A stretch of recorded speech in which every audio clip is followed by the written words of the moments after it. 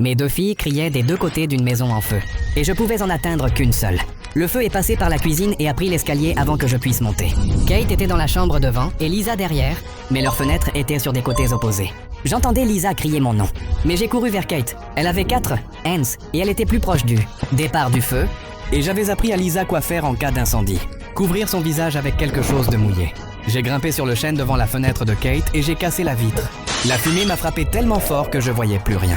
Je me suis laissé tomber au sol et j'ai rampé, vers le bruit de sa toux, jusqu'à ce que ma main touche sa jambe.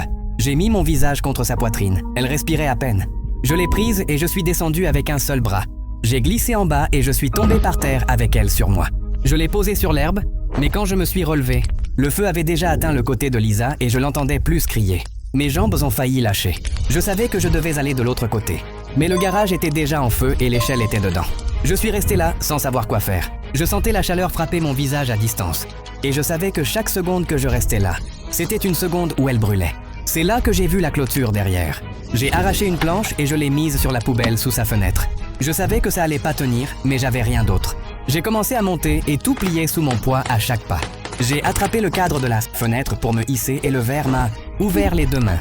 Mais ça changeait rien, parce que ce que je ressentais, elle le ressentait 10 fois pire là-dedans. Tout le sol était en feu et la fumée était tellement épaisse que je voyais à peine à quelques mètres. Ma poitrine s'est serrée. J'ai crié son nom. Lisa! Rien. J'ai crié encore. Lisa! Rien. Mes mains tremblaient. Je savais qu'elle était restée trop longtemps dedans.